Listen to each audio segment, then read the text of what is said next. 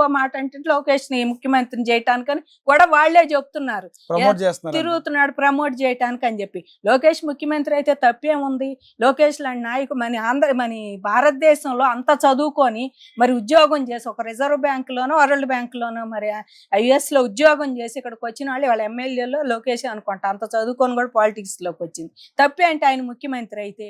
ఎందుకంటే ఆయనకి వాళ్ళ ముఖ్యమంత్రి కొడుకుగానే కాకపోతే విడిగా అయితే వీళ్ళకి ఇష్టమేనా? విడిగా అంత టాలెంట్ ఉన్నాడు, ముఖ్యమంత్రి అవ్వాలంటే ఇష్టం. మరి వాళ్ళ విడిగా అంటే అవకాశం రాకపోయినా అంత చదువుకున్నాడు ఆయన కూడా. వాళ్ళ బయట ఎంత మేనేజ్ చేస్తున్నాడండి?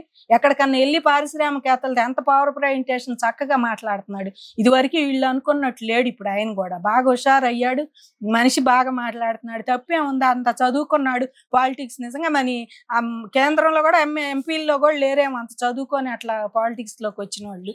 ఎంపీల్లో కానీ మన ఎమ్మెల్యేలోనే లేరు అనుకుంటున్నాను. ఇప్పుడు గత ప్రభుత్వానికి ఇప్పుడు చూసుకుంటే మహిళా భద్రత ఎలా ఉంది? గతం ఎలా ఉంది, ఇప్పుడు ఎలా ఉంది? కూటమి ప్రభుత్వం వచ్చిన తర్వాత మహిళలు ఎక్కడైనా మహిళలే అండి, అదొకటి మాత్రం ఒప్పుకోవాలి. భద్రత అంటే వీళ్ళు ఇప్పుడు మహిళలకి లేదు, మహిళల మీద అగాత్యాలు జరుగుతున్నాయి. మహిళల మీద అగాత్యం అసలు వీళ్ళు ఉన్నప్పుడు మహిళలకి ఇల్లువే లేదు. నిజం మాట్లాడాలంటే వాళ్ళు ఈ రకంగా మాట్లాడుతున్నారండి. ఆడవాళ్ళకి ఇల్లు అంటే మహిళా ఉద్యమం 5 ఏళ్ళు చేస్తే ఒకళ్ళు బలకరించిన వాళ్ళు లేరు. వీళ్ళ మహిళ మీద గౌరవం ఉందా? ఇంట్లో తల్లి ఏదో ఆస్తి తీసుకుంటుందని కోర్టుకి ఎక్కితే మహిళ మీద వీళ్ళకి గౌరవం ఉందా? చెల్లెలు పసుపు చీర కట్టుకుందని చెప్పేసి అసలు ఆ చీర మీద కామెంట్ చేసిన అన్నని నేను ఆయన్నే చూసేది. నేను అసలు ఎవరిని చూడాల. నిజంగా చీర కట్టుకుంటేనే పార్టీకి చంద్రబాబు నాయుడు కార్డు ఇయటానికి పోయో చీర కట్టుకొని అని మాట్లాడుతున్నాడు. అలాంటి వాళ్ళు వీళ్ళకండి మహిళ మీద. రోజా అసలు మహిళేనా? ఆవిడ మహిళేనా?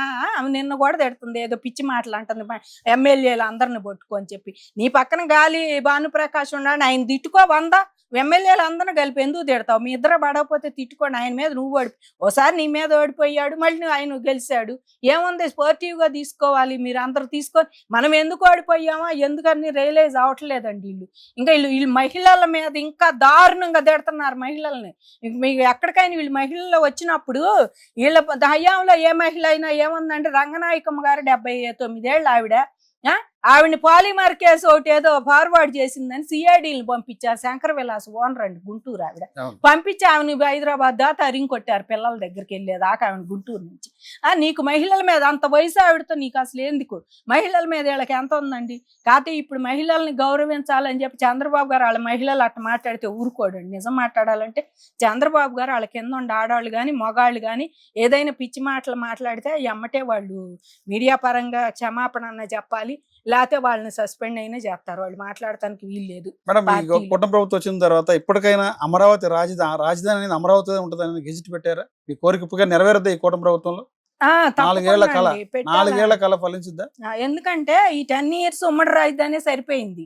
అది ఉంది కాబట్టి దాన్ని పెట్టలేమని చెప్పేసి వాళ్ళే చెప్పారు. 10 years ఉమ్మడి రాజధాని ఉంది, ఇది అయిపోయిన తర్వాత చూద్దాం అని చెప్పేసి ఇప్పుడు దానికోసమే ట్రై చేస్తున్నారు. ఏదేమైనా గజెట్ కన్నా ముందు సుప్రీంకోర్టులో అయినా మాకు ఒకటి వస్తే అది అత్యున్నత న్యాయస్థానం కనుక శాసనమే కనుక ఆ తీర్పు అమరావతికి అదే ఉండాలి, రైతులు ఎంతమంది భూమి ఇచ్చారని చెప్పి. మేడం, ఇప్పుడు బాబు గారు సింగపూర్ పర్యటన వెళ్ళారు. సింగపూర్ టూర్లో సంబంధించి అక్కడ పెట్టుబడులు ఆహ్వానించడం జరుగుతుంది. మరలా సింగపూర్ కంపెనీ సింగపూర్ కనుక మళ్ళీ మన ఆంధ్రప్రదేశ్లో అమరావతిలో పెట్టుబడి పెడితే ఎలా ఉంటుంది మేడం? గతంలో ఆల్రెడీ పెట్టుబడి పెట్టారు, వాళ్ళకి భూమి కూడా కేటాయించారు. మళ్ళీ వైసీపీ గవర్నమెంట్ వచ్చిన తర్వాత అంతా ఆగిపోయింది. వాళ్ళు సింగపూర్ పర్యటన చంద్రబాబు గారికి మన ఆంధ్రప్రదేశ్కి కూడా మంచి ప్రయోజనకరమైందేనండి. ఎందుకంటే వాళ్ళు గతంలోనే వాళ్ళకి ఇచ్చారు, ఇక్కడ 5,000 ఎకరాలు ఇచ్చి చేస్తామని. వాళ్ళు సింగపూర్ అంటే అందరికీ తెలుసు, అప్పులు లేని దేశం ఏదన్నా ఉంది అంటే అది సింగపూరే అనుకుంటాం. అభివృద్ధి చిన్న దేశమే, చాలా తొందరగా అభివృద్ధి చెందింది. చట్టాలు కూడా అక్కడ గట్టి చట్టాలు తీసుకొచ్చారు. అసలు బాగుంటుందని చెప్పి బాబు గారు పదే పద్దా సింగపూర్ అంటారు. వీళ్ళకి కడుపు మంట. అది ఆ మాట ఎదితేనే ఆయన ఏందో ఆడు దోసుకోవటానికి పోయాడు, దాచి పెడుతున్నాడు ఇక్కడ డబ్బు అంతా అని చెప్పి అయ్యా కొడుకు పోయారని నిన్న కూడా చెబుతున్నాడు మాజీ ఐటీ మినిస్టర్ ఒక ఆయన. ఇవాళ సింగపూర్ని మనం ఆదర్శంగా తీసుకోవాలి. వాళ్ళ అమెరికా లాంటి దేశాలు కూడా వాటి కింద వాళ్ళు ఏం లేదు, అంత డొల్లే కనపడుతుంది. అమెరికా, లండన్ ఇట్లాంటి యూరోప్ దేశాలు కానీ ఇట్లా ఇవన్నీ కూడా. కాబట్టి సింగపూర్ లాంటి మళ్ళీ వచ్చి వాళ్ళు చేస్తానంటాం ఆంధ్రప్రదేశ్కి అయితే మంచి బెనిఫిట్ అండి. బాబు గారు పాపం నిన్న వాళ్ళు వెళ్ళినందుకు వాళ్ళ క్షమాపణ కూడా చెప్పుకున్నాడు. పోయినసారి ఇట్లా అయినందుకు మళ్ళీ రండి అని చెప్పేసి.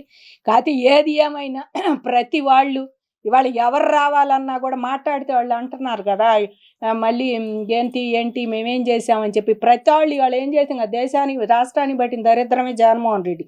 ఎవడి దగ్గరికి పోయినా ఎంత పారిశ్రామికవేత్త అయినా మళ్ళీ జగన్ వస్తే ఏం చేద్దామని అడుగుతున్నారు, కాంట్రాక్టర్లతో సైతం. చిన్న చిన్న కాంట్రాక్టర్లు పెట్టుబడిదారులు ఏంది, కాంట్రాక్టర్లు ఏంది, బయటికి వెళ్తే ఎవరైనా మళ్ళీ ఆయన వస్తే ఏంది మరి పరిస్థితి, వచ్చి పెడతాం పెట్టుబడులు నేను చూసి అంటున్నారు. ఇవాళ చంద్రబాబు గారు గుడ్ విల్ ఉండబట్టి కొస్తో కాస్తే వాళ్ళ రాష్ట్రానికి కంపెనీలు అన్న వస్తున్నాయండి. ఇవాళ క్వాంటమ్ వ్యాలీ అంటే అది సామాన్యమైన విషయం కాదు. వాళ్ళ హైటెక్ సిటీ చూస్తే 10 ఏళ్ల క్రితం అక్కడ కట్టేటప్పుడు ఎవడు ఏమీ లేదు, చూసి అందరూ అనుకునేవాళ్ళు అంటాడు ఏమీ లేదు, ఎడగడుతున్నాడు అని. వాళ్ళ హైటెక్ సిటీ చుట్టుపక్కల అద్దెలు కూడా మండిపోతున్నాయి అసలు అక్కడ అద్దెలు. కానీ అక్కడ ఏదైనా సరే వాళ్ళు అలాంటిది ఒకటి ఇక్కడ క్వాంటమ్ వ్యాలీ తీసుకొస్తానంటే అసలు అందులో మైక్రోసాఫ్ట్ వస్తుందన్న కంచి ఇంకా వీళ్ళు అసలు అది నిజం కాదు అబద్ధం అని జనం మీద అబద్ధాలు చేసి వాళ్ళ మీద రుద్దే ప్రయత్నం చేస్తున్నారండి. ఆంధ్రప్రదేశ్లో చంద్రబాబు మాటలు నమ్మొద్దు, లోకేష్ మాటలు నమ్మొద్దు అని చెప్పేసి ఆయన మీద ఇంకా విషం జిమ్మే ప్రయత్నంలో వైసీపీ వాళ్ళు బాగా బిజీ అయ్యారు. ఒక పక్క మద్యం స్కామ్ జరుగుతున్నా కూడా వీళ్ళు ఇంకా అధికం పట్టించుకోకుండా సింగపూర్ వెళ్తున్నాడు, మరి ఆ దేశం పోతున్నాడు, ఈ దేశం పోతున్నాడు ఆయన అని చెప్పేసి మాట్లాడుతున్నారు. ఏదేమైనా మళ్ళీ సింగపూర్ లాంటి దేశం వచ్చి ఇక్కడ మనకి రాష్ట్రంలో మరి పార్ట్నర్షిప్గా పనిచేయటం అంటే చాలా సంతోషకరమైన విషయమే. పనులు కూడా తొందరగా ఫాస్ట్గా జరుగుతాయి అని మేము అనుకుంటున్నామండి. మరలా వైసీపీ పార్టీ అధికారంకి వస్తే అమరావతి పరిస్థితి ఏంటి? చాలా మందిలో కూడా ఒక భయం ఉంది, పెట్టుబడిదారుల్లో కానీ కాంట్రాక్టుల్లో కానీ. వైసీపీ పార్టీ అధికారంలోకి రాదని అనుకుంటున్నామండి. ఎందుకంటే ఇవాళ చంద్రబాబు గారిని కూడా కోరేది ఒకటే, జగన్ కూడా పదే తన మీటింగ్లు చెప్తారు అధికారం మందే, ఇప్పటికే కళ్ళు మూస్తే 1 year అయిపోయింది, మళ్ళా జమ్లీ అంటున్నారు, 3 ఏళ్ళు కళ్ళు మూస్తే అధికారం మందే అంటున్నారు. ప్రతి వాళ్ళు కళ్ళు మూసుకొని కూర్చోండి, 4 ఏళ్ళు గడిచిపోతాయి, 5 ఏళ్ళు గడిచిపోతాయి, మళ్ళీ మందే అంటే వాళ్ళ కేడర్లో ఉత్సాహం నింపటానికి వచ్చేది ఆయన. ఇంకేమొస్తాడండి ఆయన? వచ్చేవాడైతే 11 కాదు, ఈసారి కూడా మళ్ళీ అమరావతి రైతులు కూటమి ప్రభుత్వం రావాలని ఎట్ట కంకణం కట్టుకొని తిరిగారో రాష్ట్రం మొత్తం కూడా మళ్ళీ కనుక ఎలక్షన్ ముందు అదే తంత అయిద్దండి. జగన్మోహన్ రెడ్డి అనేవాడిని రాజకీయం మొన్న ఇక్కడ ఎంపీ ఆయన పెమ్మసాని గారు చెప్తున్నాడు, జగన్ గారు తిరిగే ప్రతి క్షణం, ఆయన రోడ్ల మీద తిరిగే ప్రతి నిమిషం అభివృద్ధికి ఆటంకమే ఆంధ్రప్రదేశ్కి. అది మాత్రం అక్షర సత్యం అండి. ఆయన తిరిగే ప్రతి టైము కూడా అమరావతి అభివృద్ధికి అది ఆగిపోవటం అనలాగే ఉంది. అసలు ఏది చేసినా ఆయన అభివృద్ధి కోరట్లా. ఆంధ్రప్రదేశ్ అంటేనే ఆయన కోపం ఉంది. సరే అమరావతిని వదిలేండి, ఎక్కడ పెట్టుబడి పెట్టినా వాళ్ళు దాన్ని ఎటకారంగా వ్యంగ్యంగా అది రాదు అది పోదు అని చెప్పి మాట్లాడుతున్నాడు. నీకు ఆంధ్రప్రదేశ్ మీద కోపం అని అమరావతి మీద కాదండి. ఆయనకు అసలు ఆంధ్రప్రదేశ్ నచ్చలా. ఆయన ఆంధ్రప్రదేశ్ వాసే కదా, ఆయన ఆంధ్రప్రదేశ్ వాసి అయినా ఆయన ఆస్తులు, ఆయన బిజినెస్, ఆయన మొత్తం కూడా హైదరాబాదే. ఆయనకి రాష్ట్రానికి ఒక ఇల్లు ఉండాలి, జిల్లాకు ఒక ఇల్లు ఉండాలి, రాష్ట్రానికి ఒక ప్యాలెస్ ఉండాలి, జిల్లాకు ఒక ఇల్లు ఉండాలి. ఆయన ఆ రకంగా ఎన్నాళ్ళు చేసుకొచ్చాడు. ఇప్పుడు విశాఖపట్నంలో కట్టాడు, మరి తాడాపల్లిలో కట్టాడు, ఇల్లు ఉందని చెప్పి విశాఖపట్నంలో కట్టాడు. ఆయనకి కడప కర్నూలు చెప్పే పనే లేదు, వాళ్ళ సొంత అడ్డా కాబట్టి. ఆయన ఎంత దోసుకున్నారో ప్రజెంట్ అసలు ఇట్లా జరుగుతున్నా కూడా వాళ్ళు ఇట్లా మాట్లాడుతున్నారు. లిక్కర్ స్కామ్లో వాళ్ళు పట్టుబడ్డారు, వీళ్ళు పట్టిన అన్ని డబ్బు అంటే సిట్టును కూడా వాళ్ళు మేనేజ్ చేస్తున్నారు.